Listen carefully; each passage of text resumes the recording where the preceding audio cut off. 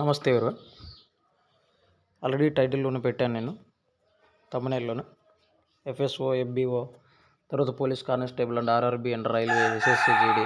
So వీటన్నిటికీ రిలేటెడ్గా ఇది వర్తిస్తుంది, ఇవి యూజ్ అవుతాయనే కాన్సెప్ట్స్ చెప్పాను.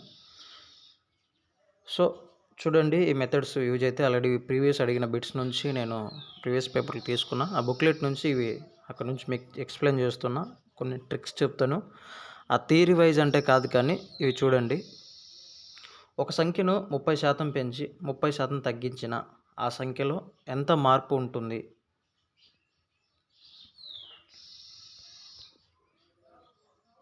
ఒక సంఖ్యను 30% పెంచి 30% తగ్గించిన, యాక్చువల్గా దీనికి ఒక ఫార్ములా అనేది ఉంది. ఇది ట్రిక్కీ ఫార్ములాని గుర్తుపెట్టుకోండి, జస్ట్ ఒక ట్రిక్ అంతే. x²/100 ఇలా రాసుకుంటే అక్కడ ఎంత 30 × 30% పెంచి 30% తగ్గించిన దాంట్లో ఎంత శాతం మార్పు ఉంటుంది అని అడిగాడు. ఎప్పుడైనా ఇలా పెంచి తగ్గించినప్పుడు అది ఖచ్చితంగా దాని విలువ, దాంట్లో మార్పు నష్టమే ఉంటుంది. లాభాల నష్టాలు కూడా ఇలా అడుగుతాడు, లాభమా నష్టమా. ఒక వస్తువును 30% లాభానికి అమ్మి 30% నష్టానికి అమ్మితే రెండు సమాన వస్తువుల విలువ గల రెండు సమాన వస్తువులు, ఒకటి 30% లాభానికి, ఒకటి 30% నష్టానికి అమ్మితే లాభమా నష్టమా అని అడుగుతాడు. ఖచ్చితంగా నష్టమే ఉంటుంది. సో 9% ఇక్కడ. ఇప్పుడు ఎంత తగ్గుతుంది వాల్యూ అంటే 9%. చూడు, ఇప్పుడు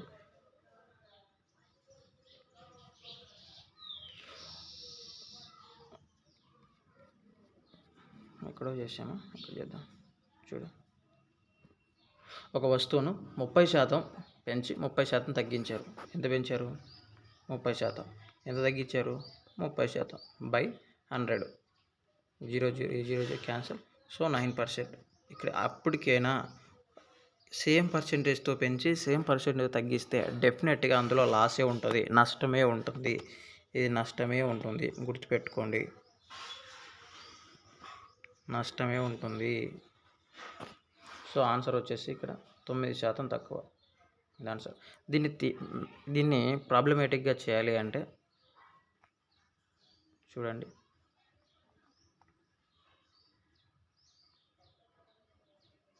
ఒక వస్తువు ఒక ధర 100, ఎంత పెంచారు? ఫస్ట్ ఎంత? 30% పెంచి అంటే 130/100 శాతం కదా. తర్వాత ఎంత తగ్గించారు? 30%. అంటే 100లో పోతే 100 అనుకో, రఫ్గా 100/100. సో ఈ 2 సున్నాలకి ఈ 2 సున్నాలు క్యాన్సల్, ఈ 0 ఈ 0 ఈ 0 ఈ 0, 13 వెళ్ళి 91. సో 100లో నుంచి 91 తీసేస్తే మిగిలినది 9%. ఇది ఆన్సర్, గుర్తుపెట్టుకోండి. Already previous bit. దీన్ని ఇలాగైనా అడుగుతాడు, లేదా లాభాల నష్టాల్లో అడుగుతాడు, ఎలాగైనా అడుగుతాడు. Okay, that is clear.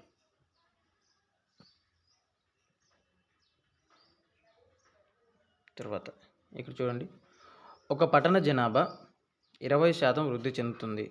ప్రస్తుత జనాభా 72,000 అయినా ఒక సంవత్సరం క్రితం జనాభా ఎంత? ఇక మీకు అర్థం కావాల్సింది, ఇక్కడ 20% వృద్ధి చెందింది అంటే పాతది ఒక 100% వేసుకో, ఇప్పుడు 20% వృద్ధి చెందింది. సో 120% 72,000 అయితే సంవత్సరం క్రితం అంటే ఒక సంవత్సరంలో 20% చెందిన సంవత్సరం క్రితం అంటే 100% ఎంత? దట్ ఈస్ సింపుల్ లాజిక్, దీన్ని గుర్తుపెట్టుకోండి. మనకి కావాల్సింది పైన వేస్తాం, మన దగ్గర ఉంది 120 × 72,000. 0 క్యాన్సిల్, ఒక అట్లా 12 6. సో టోటల్ 6, ఇక్కడ 0 మల్టిప్లై చేస్తే 0, 60,000. సో ఆన్సర్ ఇది. సింపుల్, గుర్తుపెట్టుకోండి. ఇలా చేసుకుంటే అయిపోతుంది. మీకు కావాలంటే మళ్ళీ రిపీట్ చేసుకుని వినండి. మరి వీడియోని లెంత్ చేస్తే మనకు బోరీగా ఉంటుంది అనమాట. ఎక్స్ప్లెనేషన్ కూడా మహానుభావులు. ఒక సంఖ్యను 17% పెంచి ఒక సంఖ్యను 17% పెంచితే 2340 అవుతుంది. ఒక సంఖ్యను 17% అంటే 17% పెంచాము అంటే ఎలాగవా ఇది?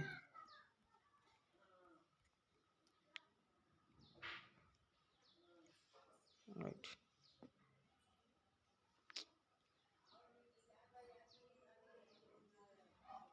ఒక సంఖ్యను 17% అంటే ఇంకా పెంచాము అంటే గతంలో 100 ప్లస్ 17. ఏమిది లెక్క చేయకూడదు ఏంది ఇది?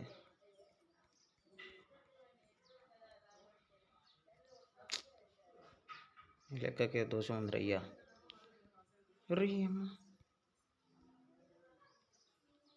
ఒక సంఖ్యను 17% పెంచాం. సో అప్పుడు ఏమవుతుందంటే 117%. 2340 అయితే 100% ఎంత? క్లియర్? నేను అన్నిటికీ ఇదే మెథడ్ వాడుతున్నా, గమనించండి. సో చాలా మెథడ్లు పెట్టుకుంటే కొన్ని మెథడ్లు నేర్చుకుని వాటినే పర్ఫెక్ట్గా వెళ్ళిపోవడం బెస్ట్ అని నేను చెప్తా. ఎప్పటికైనా ఇలా మల్టిపుల్ చేసేటప్పుడు ఈ విలువ దీన్ని మనకేం రావు. 20 వరకు వచ్చేదే లెక్కల గగనం, అదే గొప్ప కథ. సో దీన్ని ఎలా అంటే ఇక్కడ చూడండి, ఎప్పటికైనా లాస్ట్ డేట్ చూసుకోండి 7. ఇక్కడ ఏముంది లాస్ట్? ఓకే. ఏడెక్కంతో ఏమైనా పోతుందా? ఓకే. సో దగ్గర ఉంది కాబట్టి ఈ మల్టిప్లై చేస్తే 2 వస్తుంది. 2తో పోలిపోతుంది. అట్లా 2. So 2000 answer. ఇక్కడ ఉంది. ఇది ఆన్సర్.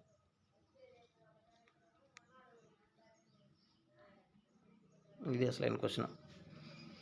ఒక పరీక్షలో 2000 మంది అభ్యర్థులు హాజరు కాగా 900 మంది బాలులు, మిగిలిన వారు బాలికలు.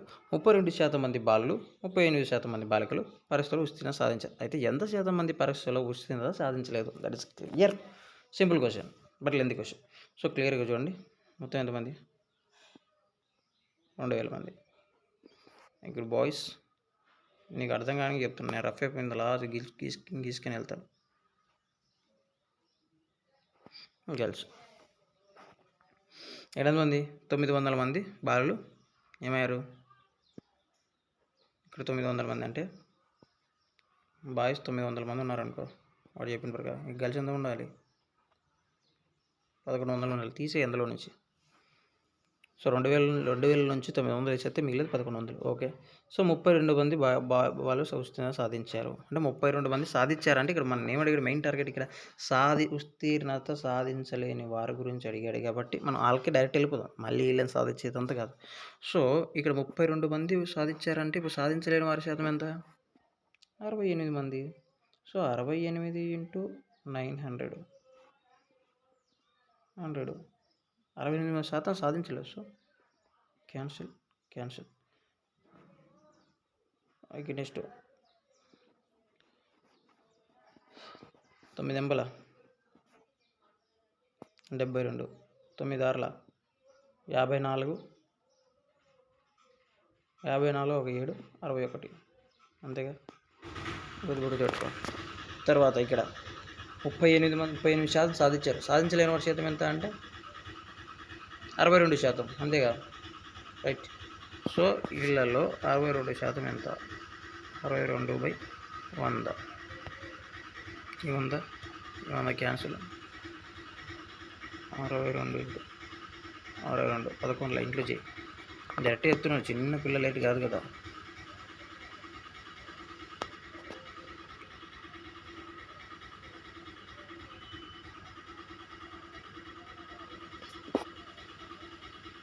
సో టోటల్ సబ్జెక్ట్ కొంచెం లెంతీగా ఉంటుంది, బట్ నేర్చుకో. ప్రతి లెక్క ఏదో వచ్చిన వెళ్ళకూడదు.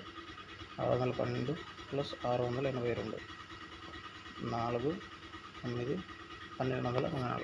రైట్. ఇది ఫైనల్ ఆన్సర్. వీళ్ళు ఇంత 1294 మంది ఫెయిల్ అయ్యారు. దరిద్రులు. సో అయితే